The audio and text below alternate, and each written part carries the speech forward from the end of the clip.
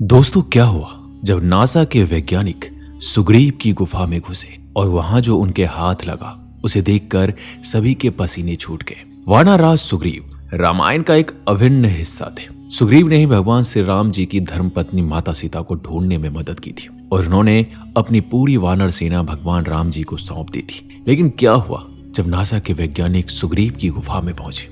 आपको जानकर हैरानी होगी कि आज भी वानरराज सुग्रीव की गुफा में कई सारे रहस्यमय खजाने छुपे हुए हैं और कहा जाता है उस खजाने की रक्षा आज भी महाराज सुग्रीव का एक वफादार वानर सैनिक रक्षा कर रहा है। आगे एक बहुत ही बड़े रहस्य से पर्दा उठने वाला है। दोस्तों, आप अगर प्रभु श्री राम के अनन्य भक्त हैं तो कमेंट बॉक्स में जय श्री राम अवश्य लिखिएगा और इस वीडियो को लाइक करना मत भूलिएगा। दोस्तों, सुग्रीव की गुफा आज भी भारत में सुरक्षित है। सुग्रीव की गुफा हम्पी शहर में मौजूद है, जिसे रामायण काल में किष्किंधा के नाम से जाना जाता था।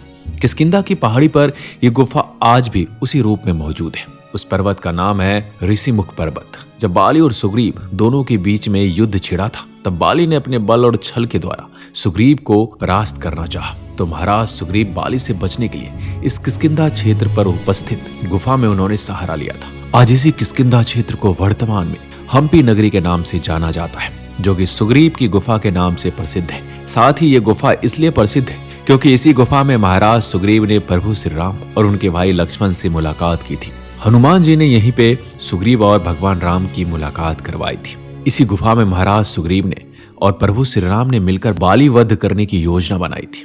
दोस्तों, हम्पी शहर जो कि पहले किष्किंधा के नाम से जाना जाता था, आज भी वो हम्पी शहर रामायण के इतिहास को समेटे बैठा है। रामायण के अनेक घटनाओं से जुड़ा यह शहर आपको कई सारे रामायण के जीवित सबूत दिखाता है। माना जाता है कि अगर आपको भी रामायण के युग को, उनकी घटनाओं को मन से महसूस करना है तो आप हम्पी शहर चले जाइए। यहाँ पर आपको अनेकों सबूत देखकर आप खुद गदगद हो जाएंगे। लेकिन सबसे बड़ा विषय है, क्या आज भी सुग्रीव की गुफा में खजाना मौजूद है? रामायण के सबूत मौजूद है? इस बात का उल्लेख हमारे पुराणों, हमारे शास्त्रों में भी वर्णित किया गया है, जिसकी खोज में दिल्ली के एक वैज्ञानिक जो कि नासा में कार्यरत है, वह इस खोज के लिए निकल पड़े थे। मनोहर मात्र 25 वर्ष की उम्र में विज्ञान और इतिहास के पन्नों को खगोल कर कई कीर्तिमान स्थापित कर चुके थे, जिसके बदौलत उनको नासा में भी कार्य करने का मौका मिला। लेकिन मनोहर धार्मिक चीजों में बहुत कम रुचि रखते थे। मनोहर के माता पिता हिंदू धर्म का खूब पालन करते थे। वो अक्सर मनोहर से कहते थे, बेटा तू रामायण देख, महाभारत देख। लेकिन मनोहर साफ साफ मना कर देता था, क्योंकि मनोहर की रुचि केवल विज्ञान में थी और वो रामायण और महाभारत को सत्य घटना नहीं मानते थे। वो अक्सर कहता था, ये तो केवल मनगढ़ंत कहानियां हैं, क्योंकि मनोहर का बचपन एक बड़े स्कूल, बड़े कॉलेज और बड़े वैज्ञानिक के साथ ही बीता, जिसके चलते वो अपने धर्म से हमेशा अलग रहा। उसकी सोच केवल और केवल विज्ञान से जुड़ी हुई रही। वो हमारे धर्म के देवताओं को कभी नहीं मानता था, ना ही हमारे धर्म से जुड़ी हुई चीजों को सत्य मानता था। वो केवल और केवल विज्ञान से जुड़ी हुई चीजों में विश्वास रखता था। लेकिन एक दिन उसकी इन्हीं हरकतों के चलते उसके पिता से उसकी बहुत ही बड़ी बहस हो गई।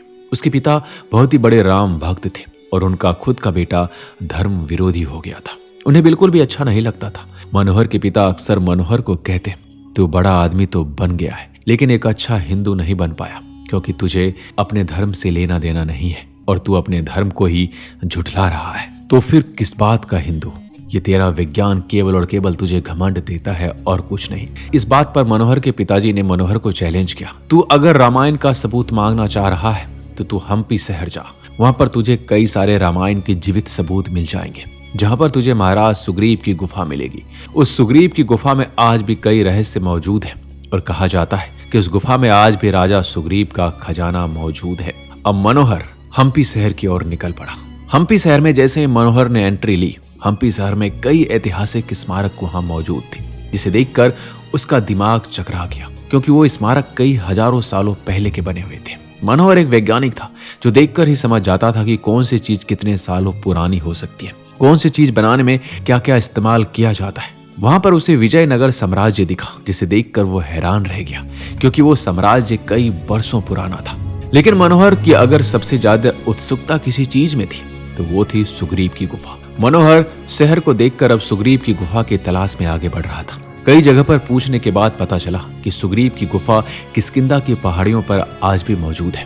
रावण द्वारा सीता हरण के बाद प्रभु राम जी उनकी तलाश के लिए ऋषिमुख पर्वत पर सुग्रीव से मिले थे। यहीं पर राम जी को सुग्रीव पर हुए अपने भाई के भगवान श्री राम बाली का वध करके सुग्रीव को किष्किंधा का राजा घोषित करते हैं। जब मनोहर सुग्रीव की गुफा की तलाश में किष्किंधा की पहाड़ियों पर खोजते खोजते और पूछते पूछते आगे बढ़ रहे थे, तभी उन्हें उस पहाड़ी पर अजीब सा प्रतीत हो रहा था, मानो जैसे वह किसी अलौकिक जगह का विचरण कर रहा हो। उसने देखा कि सुग्रीव की गुफा आज भी आम लोगों को देखने के लिए मौजूद है और खुली हुई है, लेकिन उस गुफा के थोड़े से अंदर ही एक गेट लगा हुआ है और वहां पे ताले लगाए गए हैं जो कई सालों से बंद है, जिसके अंदर आम लोगों की जाने की अनुमति बिल्कुल भी नहीं है। सुग्रीव की गुफा में मनोहर जैसे ही अंदर घुसते हैं, इधर वैसे ही उन्हें कई सारी चीजें दिखाई पड़ती हैं। मनोहर समझ चुका था कि यह गुफा कई हजारों साल पुरानी दिखाई दे रही है। कई सारे ऐसे सबूत उसे मिल रहे थे जिसे झुठला पाना मुश्किल हो रहा था। रामायण पर विश्वास करने के लिए वो मजबूर हो रहा था, लेकिन मनोहर के मन में केवल एक ही बात चल रही थी,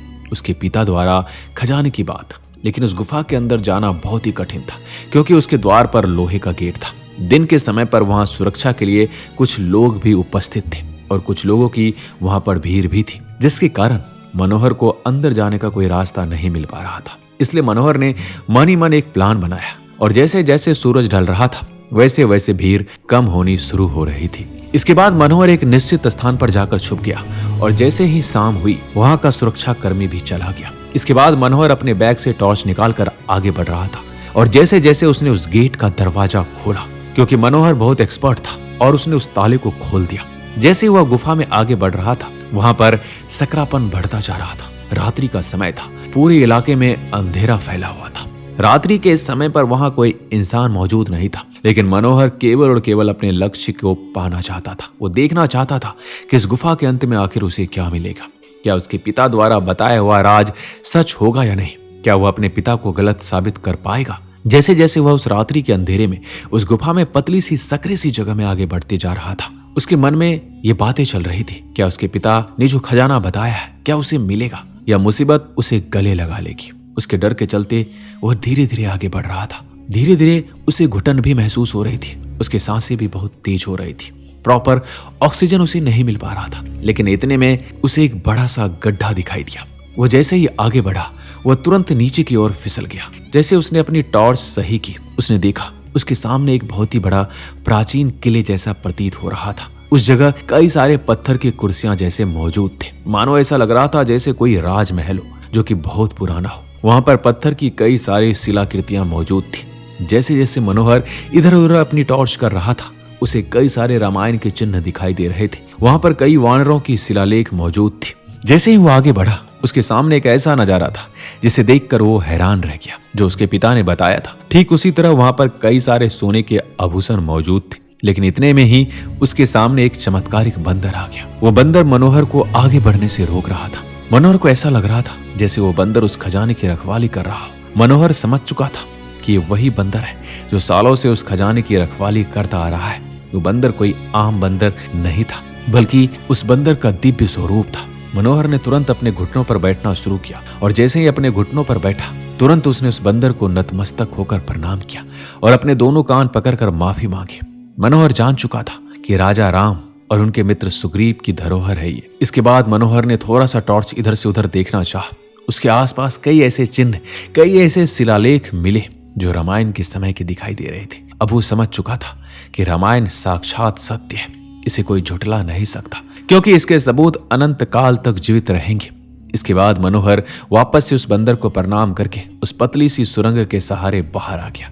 उसने वापस वो ताला लगाया और वह बाहर की ओर चला गया। अब मनोहर एक वैज्ञानिक तो था, लेकिन उसे अब अपने धर्म से भी लगाव हो गया था। मनोहर जैसे ही अपने पिता के पास पहुंचा, सबसे पहले उसने पिता से माफी मांगी और कहा कि आप सत्य थे और मैं गलत, मुझे माफ कर दीजिए, मुझे सारे सबूत मिल गए हैं, अब मुझे रामायण पर विश्वास है। दोस्तों, आपको यह घटना क्या सत्य लग रही है?